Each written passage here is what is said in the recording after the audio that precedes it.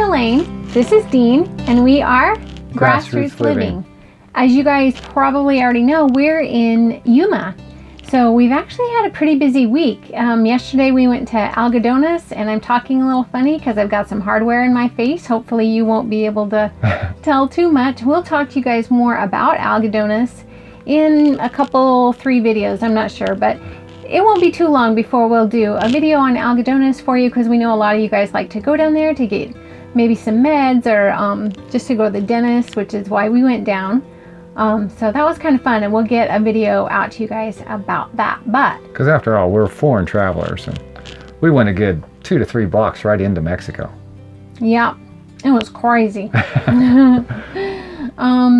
Yeah, so today we're actually going to talk to you about just a little trail that we took here in Yuma. Again, a lot of you guys, full-time RVers, spend some time in Yuma, so we're trying to do some Yuma videos for you. Living the Good Life RV actually suggested that we go to a camel farm that's here in Yuma, so we're going to try to get out there maybe this week. So that actually kind of sounds like fun. Yeah, it really But does. this past week we went to, tell them where we went.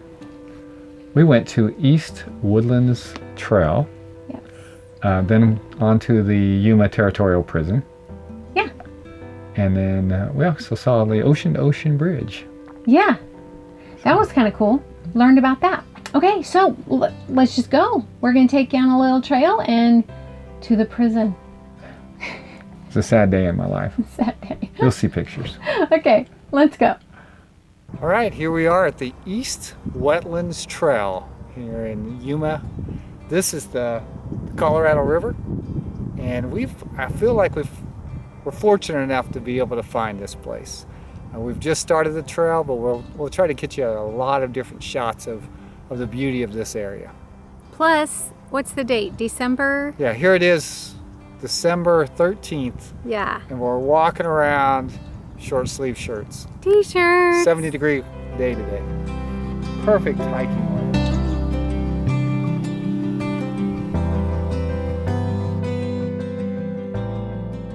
So, who would have ever thought that here in Yuma we would be walking through a canopy of trees? And it's actually December, it's almost Christmas, but they look like they haven't even totally changed for fall yet. But it is a perfect day.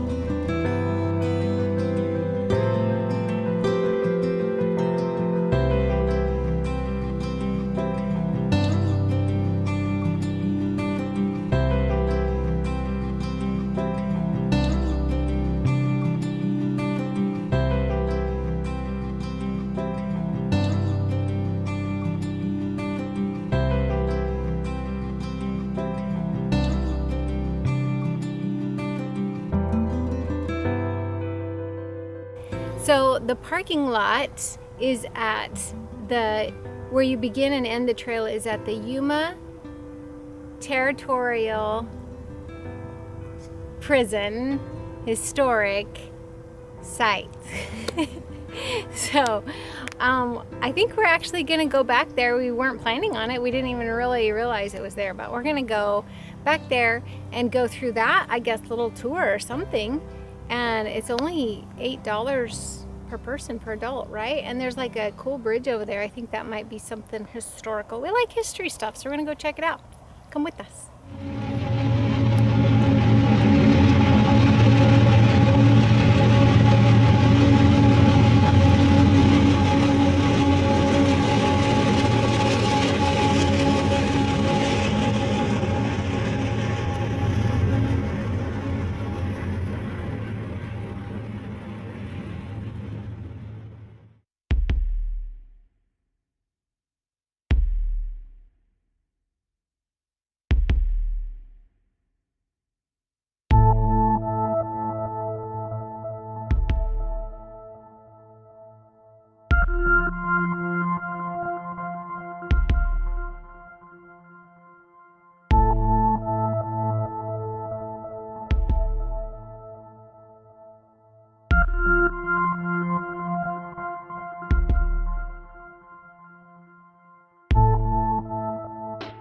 So the prison was really cool, really interesting, really creepy.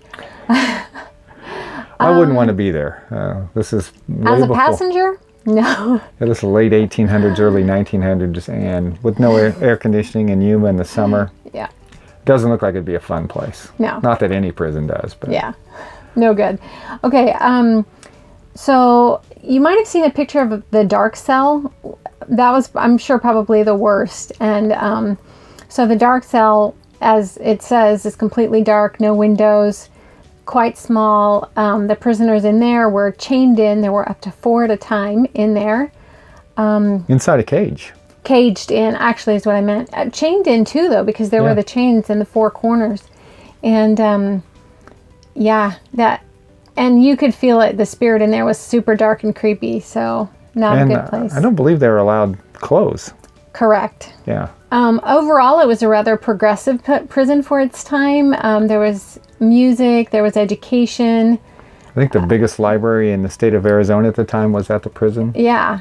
So in some ways, it was pretty progressive, but you didn't want to be a bad guy in there because they would take care of that, and that was no good. They had some interesting prisoners in there. Everybody, anything from like hardened like murderers, and then but they also had polygamists in there, which they didn't quite know what to do with that, in the time.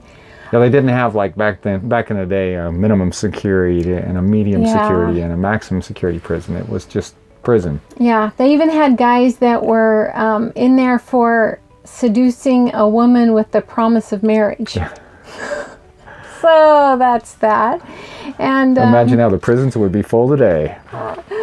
Okay, but then, so did you think it was worth it? Oh yeah. I mean, it was interesting, right? I'm a history buff. I love it. Yeah. So one of the cool things we learned too was about the football, like the school. Yeah. So the prison closed down in 1910, I believe, and they had just formed a new school district in Yuma. They needed a place for the high school to be, and so since the prison had closed, they moved the high school for 3 years into the prison. Seems unusual, but hey, it was free space at the time.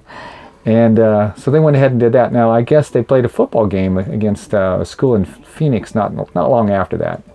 Anyhow, during the game, which Yuma ended up winning, the Phoenix high school team got kind of upset, and they started calling out criminals, because, after all, their high school was actually in a jail.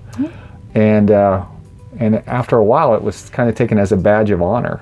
So I think it was in 1917, it was like a few years later, but the school district actually adopted criminals as their mascot.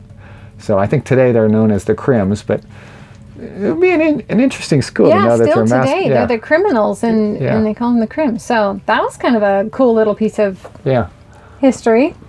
Also, you can play dress up in the museum piece of it. You'll see a picture of Dean in here. My prison garb. Yeah, he looked pretty good in those stripes. Okay, so we just innocent, I tell you. Yeah. Sounds questionable to me. Okay, we've got a few more pictures for you. Check these out. Watch for Dean and his stripes. Here we go.